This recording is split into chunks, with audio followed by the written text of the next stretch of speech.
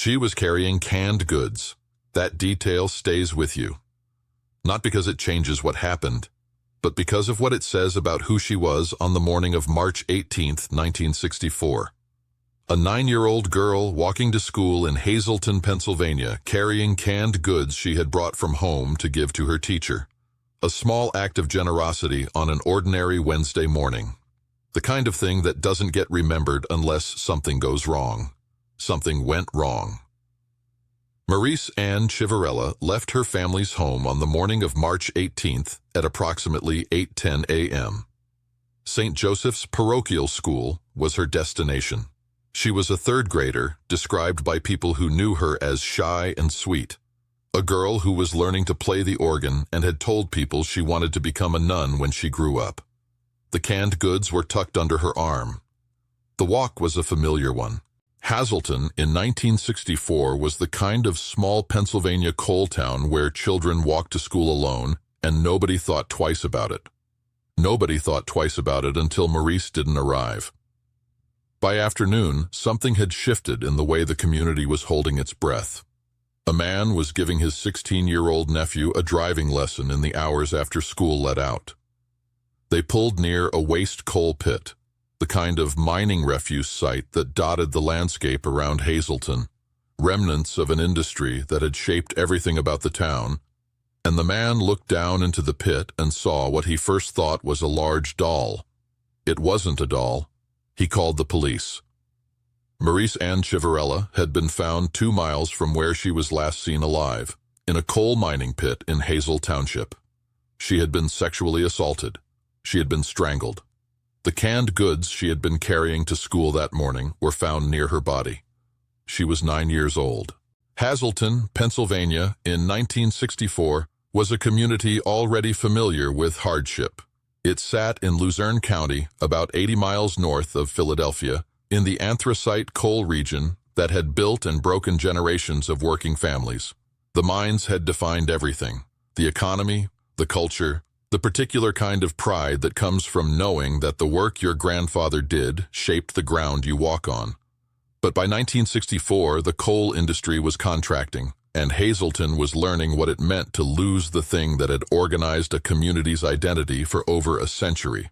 And then, on March 18th, a 9-year-old girl disappeared on her way to school, and the community learned something else.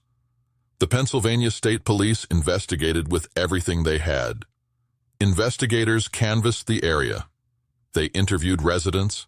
They pursued every lead that surfaced in the weeks and months after Marise's body was found. The case generated an enormous volume of work. Over the course of the full investigation, more than 230 members of the state police department would be involved at one point or another. That number becomes more striking when you understand what it represents. Not 230 people working simultaneously, but 230 people across different eras, different generations of investigators, each inheriting the file and trying to move it forward before handing it to the next person. Some of those investigators had been young officers in 1964, working the case in its first urgent weeks. Others came to it decades later, opening a box of old photographs and reports and trying to find something that the people before them had missed. Some retired without solving it. Some died without solving it. The file outlasted all of them, sitting in Pennsylvania State Police storage, growing heavier with each generation of effort that did not produce a name. No arrests were made in 1964. No arrests were made in the years that followed. The case remained open, technically active, never moved to a closed file. Every year, investigators checked new leads when they surfaced. Every year, those leads went nowhere. Marise's parents grew older, carrying a question that never found an answer. The community around them grew older too, and the memory of that March morning became part of the shared history of Hazleton. A wound that never fully closed. The man who killed Marise lived 6 or 7 blocks from her home. His name was James Paul Forte. He was 22 years old on the morning of March 18th, 1964. He was born in Hazleton and would spend his entire life there. He worked as a bartender and a bar supplies salesman. He never married. He never had children. He moved through Hazleton streets for the rest of his life as an ordinary man, a bartender, a local face, someone you would pass in a hardware store or a diner without looking twice. His name never came up in the original investigation, not in 1964, not in the years that followed. He was 6 or 7 blocks away from Marise's family home, but nothing connected him to her in any way investigators could identify. No witness placed him near her path that morning. No physical evidence pointed to him specifically in an era before DNA forensics. He was invisible to the investigation in the way that someone can be invisible when the only evidence that exists is biological, and no one has the technology yet to read what that evidence is saying. James Paul Forte died in May 1980. He was 38 years old. A heart attack, most likely, according to the records. He was buried in Hazleton, in the same community where he had spent his entire life, in the same ground where the family of the girl he killed had been grieving for 16 years. He died without being caught. For over 40 years after his death, the case remained open. The file kept accumulating. Investigators kept coming to it with new tools and new approaches, and the same fundamental problem. The DNA profile of the man who killed Marise Chiverella existed in the evidence, preserved on the jacket she had been wearing that morning, but it had no name attached to it.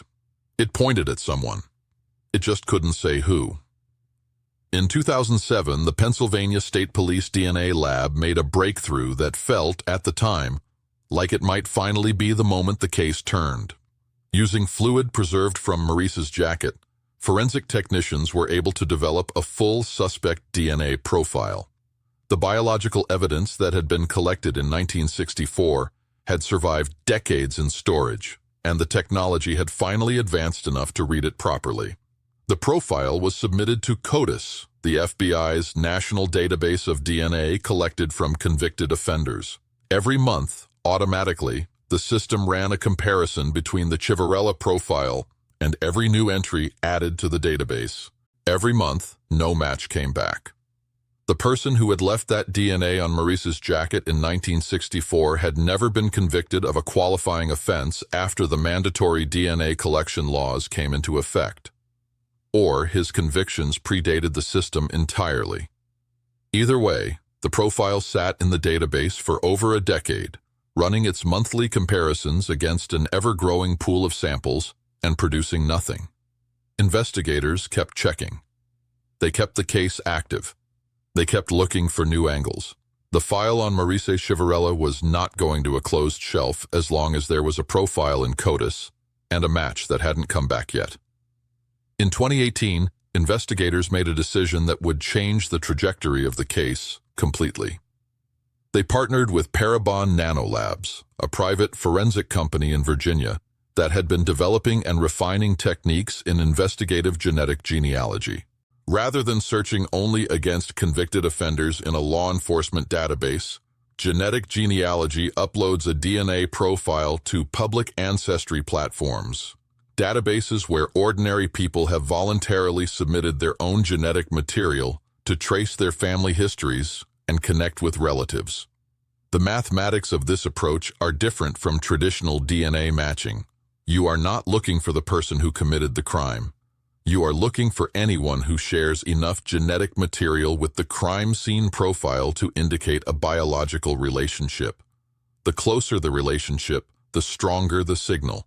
But even a distant match, a sixth cousin, someone who shares a common ancestor 4 or 5 generations back, is enough to begin building a family tree. Parabon uploaded the Chiverella profile to GEDmatch, one of the public ancestry databases. A distant relative appeared. The match was remote, possibly a sixth cousin of the unknown male, but it was a thread, and a thread was enough. The mathematics of that thread are worth sitting with for a moment. A sixth cousin shares a common ancestor approximately 5 generations back, a great-great-great-great-grandparent. The genetic material they share with the person in question is tiny, a fraction of a % of their total genome. And yet it was enough to establish a biological connection, enough to confirm a family relationship, enough to start building a map. In 2020, investigators began working with a 20-year-old genealogist named Eric Schubert. He was a history major at Elizabethtown College in Pennsylvania, and he had developed a specialty in genetic genealogy that had already helped other law enforcement agencies crack cold cases. He had been reading about the Chiverella case online and was struck by what had happened to Marise and by the fact that it remained unsolved after nearly 60 years. He reached out and offered his help. The Pennsylvania State Police, not an organization known for welcoming outside volunteers into sensitive, ongoing investigations, accepted. What Schubert did over the next 2 years was the kind of painstaking, methodical work that looks simple in retrospect and is brutally difficult in practice. He took the distant DNA match and started building. Family trees grow backward through generations. Births, marriages, deaths, migrations, name changes, the ordinary churn of human movement through time. Census records, church registers, death certificates, newspaper announcements from small Pennsylvania towns in the early 20th century. The genealogical record of a family across 4 or 5 generations, traced through public sources, constructed piece by piece. The branches eventually narrowed. A cluster of potential relatives emerged. Investigators began interviewing family members and, in some cases, requesting voluntary DNA samples to help narrow the field further. The cooperation from the families involved was significant. People who had no idea they were connected to a 58-year-old murder case being asked by state troopers to help identify someone in their extended family tree. The list narrowed to 4 individuals. One of them had a criminal history that investigators found relevant. In 1974, this individual had been arrested on charges of aggravated assault in an unrelated case involving sexual violence. He had pleaded guilty and served a year of probation. The arrest had not required a DNA sample under the laws of the time. That person was James Paul Forte. He had been dead for 42 years by the time his name came up. In January 2022, a Pennsylvania court approved the exhumation of James Paul Forte's remains for the purpose of obtaining a tissue sample. The grave was opened. A sample was extracted and sent to the lab for comparison against the profile developed from Marise Chiverella's jacket in 2007. On February 3, 2022, the result came back. The DNA matched. To understand the precision of that match, consider the number that state police released publicly. To find another match to James Paul Forte's genetic profile, you would need to search through an estimated 4 million people. The biological evidence on the jacket of a 9-year-old girl, preserved for 58 years, had waited patiently for a technology that didn't exist yet. And when that technology finally arrived and was properly applied, it pointed at one specific man buried in a Hazleton cemetery, and the match was exact. On February 10, 2022, the Pennsylvania State Police held a press conference in Hazleton. Current and retired investigators filled the room. Marise's 4 living siblings were there. Corporal Mark Barron, the lead investigator, stood at a podium and addressed a community that had been waiting for this day since 1964. He got emotional as he spoke. This was the oldest cold case in Pennsylvania history to be solved through genetic genealogy, the 4th oldest in the entire country. Over the course of the investigation, 230 members of the state police department had touched this file. The Pennsylvania State Police had been founded in 1905, meaning that for more than half the agency's entire existence, the Chiverella case had been open. Eric Schubert, 20 years old, stood at that same podium. The work he described, building a family tree from a 6th cousin DNA match to a specific name, was work he called the hardest thing he had ever done in his life. He said that at a certain point in the process, he knew they were going to find the person. He said it meant everything to him to be part of the team that could give the Chiverella family answers. Carmen Marie Ratke, Marise's sister, spoke. She described her sister as sweet and shy, a girl learning to play the organ, a girl who had wanted to be a nun. She said the family had so many precious memories of Marise. And then she said something that the cameras in that room captured, and that has stayed with everyone who heard it. She said the family would always feel the emptiness. She said they would always ask themselves what would have been, what could have been. Their parents, she added, had never sought revenge. They had sought justice. And standing in that room in February 2022, with Forte identified and confirmed, justice was what she called what had happened. James Paul Forte lived 6 or 7 blocks from Marise Chiverella. He had no known connection to her or her family. He was a bartender who moved through the streets of the same small Pennsylvania coal town where a 9-year-old girl was walking to school with canned goods under her arm. He chose her, for reasons that will never be fully explained, because the man who could explain them died in 1980. He chose her on that specific morning, on that specific path, and he took the rest of her life in the span of a few hours. He was never arrested for it. He was never questioned about it. He died at 38 in the same town and was buried there. And for 42 years after his death, he remained the answer to a question that 230 investigators had spent careers trying to answer. There is something particular about the geography of this case that the statistics alone don't capture. 6 or 7 blocks, that is the distance between James Paul Forte's address and the Chiverella family home. In a small Pennsylvania coal town in 1964, 6 or 7 blocks is not a distant neighborhood. It is the same world, the same streets, the same corner stores, the same church community, the same network of people who know each other's names and faces and daily rhythms.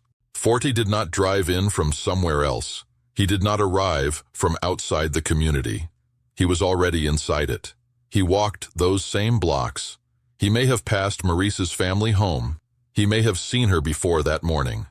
The investigation found no known connection, no prior relationship between them. But the proximity was not the proximity of a stranger. It was the proximity of a neighbor. And after March 18, 1964, he continued to be that neighbor. He continued to pour drinks in Hazleton bars. He continued to move through a community that had been fundamentally changed by what he did. He watched the investigation happen around him.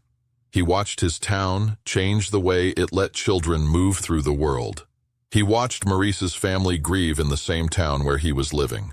And he said nothing for 16 years, until a heart attack ended the question of whether he would ever be caught. What ended it was a 6 generations removed DNA match in a public ancestry database. A 20-year-old college student who read about the case online and thought he might be able to help. The biological material from a jacket that had been sitting in evidence storage since 1964. And a grave that had to be opened before the truth could come out. The Pennsylvania State Police said, publicly, that the way people lived in Hazleton changed after March 18, 1964. That what happened to Marise ushered in a change in the community. That it was a vivid memory for everyone who lived through it and everyone who grew up in the area afterward. Children who had walked to school alone stopped walking alone. Parents who had not thought twice about the distance between a house and a classroom started thinking twice. An act of violence against one 9-year-old girl reorganized the way an entire community understood the safety of ordinary morning routines. That is the weight that James Paul Forte put on Hazleton in 1964, and he carried it with him invisibly for the 16 years between the murder and his death. He poured drinks. He sold bar supplies. He walked past people in a town that had been changed by what he did, and nobody knew. The canned goods were found near her body. She had been carrying them to give to her teacher. She never made it to school. The small act of generosity she had packed into her morning on March 18, 1964. The ordinary kindness of a 9-year-old girl who wanted to bring something to someone was still with her when investigators found her in that coal pit 2 miles away. That detail stays with you, because it was the last thing she was doing in the world before the world ended. Not something frightening, not something that made sense as a prelude to what followed. Something small and good. Something that belonged to a morning that should have been unremarkable. The canned goods. The school. The teacher waiting for a girl who was learning to play the organ and thought she might one day become a nun. 58 years later, a 20-year-old student who had never met her read her story on the internet and decided he wanted to help. He built a family tree from a genetic thread thinner than most people would have thought worth following. He found the name at the end of it. He helped open a grave to confirm it. And on February 3, 2022, the match came back. The emptiness, as Carmen Marie Ratke said, doesn't go away. But the question, the one that had been sitting unanswered in Hazleton since 1964, finally had its answer. James Paul Forte, 6 or 7 blocks away, all along.